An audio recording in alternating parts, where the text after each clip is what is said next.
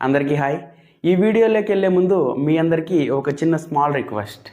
ఈ వీడియోలో నేను చెప్పే విషయం మీకు తెలియకున్నా కూడా మీ అమ్మా నాన్నలకి ఖచ్చితంగా తెలిసి ఉంటుంది. అంతేకాకుండా వాళ్ళు ప్రాక్టికల్గా ఈ విషయాన్ని ఫేస్ చేసి ఉంటారు కూడా.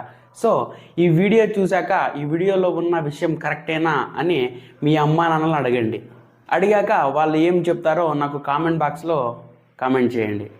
అలా వారు మీకు ఆ విషయాన్ని చెప్పేటప్పుడు వాళ్ళ ఫేస్లో ఒక చిన్న ఎంతూజియాజం కావచ్చు, అలాగే ఒక చిన్న భయం కావచ్చు, ఒక చిన్న కామెడీ కావచ్చు, మీరు వారి ఫేస్లో గమనిస్తారు. దానికి నేను గ్యారంటీ. ఓకే, ఇంకా లేట్ చేయకుండా వీడియోలోకి ఈ సౌర కుటుంబంలో ఉన్న విషయాలను పరిశోధించడానికి మన ఇస్రో కావచ్చు, అలాగే నాసా కావచ్చు, నిత్యం ఏదో ఒక శాటిలైట్ని అయితే స్పేస్లోకి పంపిస్తుంటాం కదా. అలాంటి ఉద్దేశంతోనే ఈ నాసా ఆకాశంలోకి పంపినదే ఈ స్కైలాబ్. ఇంతకీ ఈ స్కైలాబ్ అంటే ఏమిటి, అది ఆకాశంలో ఎలా ఫెయిల్ అయ్యింది, అది భూమి మీద పడుతుందని జనాలందరూ ఏం చేశారు అన్న ప్రతి ఒక్క విషయాన్ని ఈ వీడియోలో డిస్కస్ చేద్దాం. స్కైలాబ్ ఈ పేరు ప్రస్తుతం 50 సంవత్సరాలు పైబడిన వారికి గుర్తుండే ఉంటుంది. 1970 దశకం చివరిలో స్కైలాబ్ సృష్టించిన హడావిడి అంతా ఇంతా కాదు. నాసా ప్రయోగించిన అంతరిక్ష స్టేషన్ ఎప్పుడు భూమి మీద పడిపోతుందో అంటూ కొన్ని దేశాలకు చెందిన ప్రజలు కొన్నాళ్ల పాటు బిక్కుబిక్కుమంటూ కాలం గడిపారు. 1960-1970 మధ్యకాలంలో అమెరికా, రష్యా మధ్య స్పేస్ను జయించాలనే తీవ్రమైన పోటీ అయితే ఉండేది. స్పేస్ టెక్నాలజీలో రష్యా ఒక అడుగు ముందుకేసి 1971లో సెల్యూట్ 1 అనే స్పేస్ స్టేషన్ను అంతరిక్షంలోకి అయితే పంపింది. ఈ స్పేస్ స్టేషన్ హక్కులు కేవలం రష్యాకు మాత్రమే ఉండేవి, వేరే ఇతర దేశాలకు లేవు. దీంతో అమెరికా కూడా ఎలాగైనా తమకు సొంత స్టేషన్ ఉండాలనే నిర్ణయానికి వచ్చింది. వాటితో పాటు బయోకెమికల్ రీసెర్చ్, సూర్యుడిపై పరిశోధనలు, అనేక ఇతర టెస్టులను చేయడానికి 1973 మే 14వ రోజున సాటర్న్ V అనే ర్యాకెట్ ద్వారా స్కైలాబ్ను అయితే నాసా అంతరిక్షంలోకి పంపింది. ప్రయోగం లాంచ్ చేసిన సమయంలో నాసాకు ఒక బ్యాడ్ ఇన్సిడెంట్ అయితే జరిగింది. అదేంటంటే ఎర్త్ వాతావరణంలోని 1 మిల్లీమీటర్ సైజులో ఉండే ఒక గ్రహ శకలం స్కైలాబ్ స్పేస్ స్టేషన్ను ఢీకొట్టింది. దీంతో స్కైలాబ్ హెడ్ షెల్, సోలార్ ప్యానెల్లో 2 దెబ్బతిన్నాయి. స్కైలాబ్ ఆర్బిట్లోకి చేరాక స్పేస్ స్టేషన్ దెబ్బతిందని నాసా అయితే గుర్తించింది. తీవ్రమైన సౌరవేడి నుంచి స్కైలాబ్కు రక్షణ లేకుండా పోయింది. అదే నెలలో మే 25 రోజున స్కైలాబ్ 2 మిషన్ ద్వారా ఆస్ట్రోనాట్స్ బృందాన్ని పంపింది.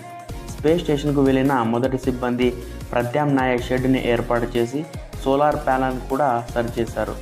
వ్యోమగాములు ఇక్కడ దాదాపుగా 28 రోజులు స్కైలాబ్ స్టేషన్లోనే గడిపారు.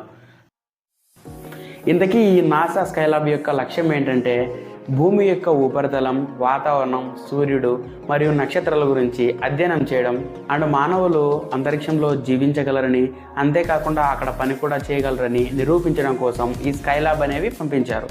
స్కైలాబ్ స్పేస్ స్టేషన్కు 2 రకాల గైరోస్కోప్స్ అయితే ఉన్నాయి. మొదటిది కంట్రోల్ మూమెంట్, ఇది స్పేస్ స్టేషన్ను మూవ్ చేయడానికి ఉపయోగపడుతుంది. రెండోది రేట్ గైరోస్కోప్, స్పేస్ స్టేషన్ ఏ రేట్తో కదులుతుంది అనే విషయాన్ని అయితే చెప్తుంది. వీటిలో కంట్రోల్ మూమెంట్ గైరోస్కోప్ పనిచేయడం అయితే ఆగిపోయింది. ఈ విషయాన్ని నాసా 1975లో గుర్తించింది. ఆ సమయంలో స్కైలాబ్ భూమి నుండి 433 కిలోమీటర్ల ఎత్తులో ఉంది. అయితే వాతావరణ సాంద్రత, గ్రావిటీ, ఆయా వస్తువు ద్రవ్యరాశి కారణంగా 430 కిలోమీటర్ల కక్షలో తిరిగే ఏ వస్తువైనా కూడా కొద్దిగా భూమిపైకి వచ్చే అవకాశం ఉంది. నాసా అంచనా ప్రకారం 1980 వరకు కక్షలో ఉంటుందని భావించింది. ఇంకా స్కైలాబ్లో 1 ఏడాదికి సరిపోయే ఫుడ్, ఆక్సిజన్ అయితే ఉన్నాయి. మరికొన్ని పరికరాలను యాడ్ చేసి మరో 5 సంవత్సరాల మేర స్కైలాబ్ని ఉంచాలని నాసా భావించగా మెల్లమెల్లగా స్కైలాబ్ తన కక్షను కోల్పోతూ వచ్చింది. ఎలాగైనా స్కైలాబ్ను తిరిగి యథాస్థానంలో ఉంచాలనుకున్న నాసా చర్యలకు సోలార్ ఫ్లేర్ అడ్డంకిగా మారింది. సోలార్ ఫ్లేర్స్తో వాతావరణంలో డెన్సిటీ పెరిగింది. దీంతో 1980లో వస్తోందనుకున్న ఉపద్రవం 1979లో రానుందని నాసా గ్రహించింది. ఇక చేసేదేమీ లేక స్కైలాబ్ భూమిపై పడుతుందని అమెరికా అన్ని దేశాలను అప్రమత్తం చేసింది.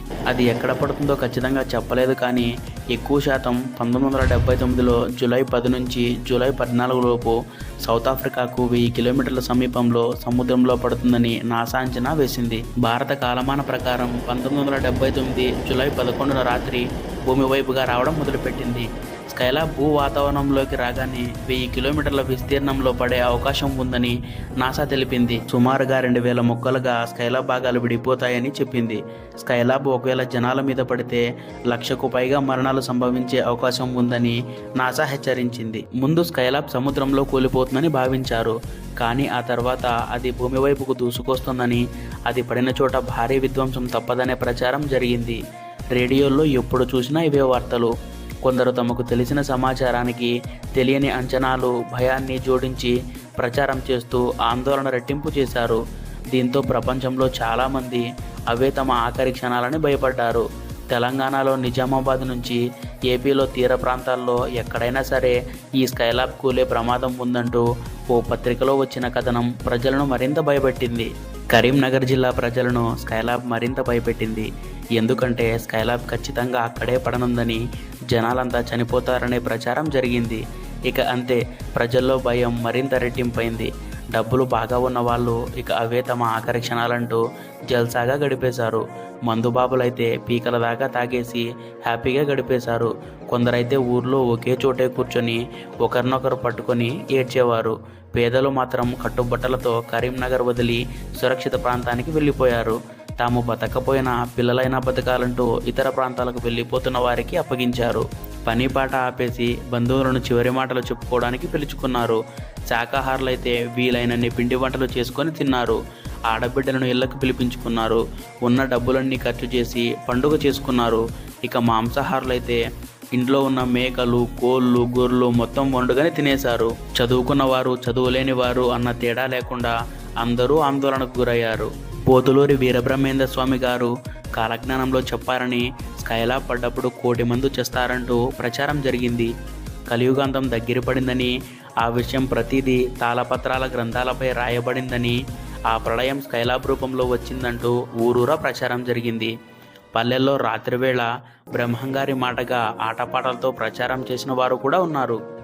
ఇంతకు ఇంత భయానికి గురి చేసిన ఈ స్కైలాబ్ ఎక్కడ పడిందో తెలుసా? అది కాస్త 5,000 కిలోమీటర్ల విస్తీర్ణంలో హిందూ మహాసముద్రంలో పడగా మిగతావి వెస్టర్న్ ఆస్ట్రేలియాలలో పడ్డాయి. ఆస్ట్రేలియాలో ఎవరికీ ఎలాంటి ప్రమాదం జరగలేదు. దీంతో ఎలాంటి ప్రమాదం జరగకపోవడంతో ఒక్కసారిగా ప్రపంచ దేశాలన్నీ ఊపిరి పీల్చుకున్నాయి. మిల్లీమీటర్ సైజులో ఉన్న ఒక చిన్న అంతరిక్ష శకలం స్కైలాబ్కు తాకడంతో భారీ ప్రమాదాన్నే కొని తెచ్చింది. ఇంతకీ ఆ స్కైలాబ్ సాధించిన విషయాలేంటో తెలుసా?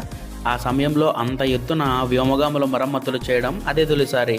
అదే కాకుండా సౌర తుఫాన్కు సంబంధించిన అన్ని విషయాలను స్కైలాబ్ అందించింది. స్పేస్లో మానవుడు ఎలా ఉండాలో తదితర విషయాలు మొదటిసారిగా శాస్త్రవేత్తలు గుర్తించారు. లో గ్రావిటీ వంటి విషయాలను కూడా తెలుసుకోవడంలో ఉపయోగపడింది.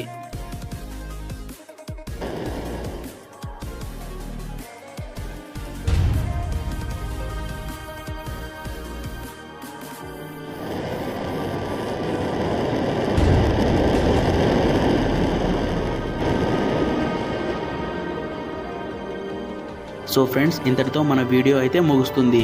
నేను ముందుగా చెప్పినట్లుగానే మీ ఇంట్లో వాళ్ళని అడిగి ఈ స్కైలాబ్ గురించి వాళ్ళు ఏమన్నారో కామెంట్ చేయండి. ఇంకా ఎవరైనా సబ్స్క్రైబ్ చేసుకోకపోతే సబ్స్క్రైబ్ చేసుకొని బెల్ ఐకాన్ ఆన్లో పెట్టుకోండి.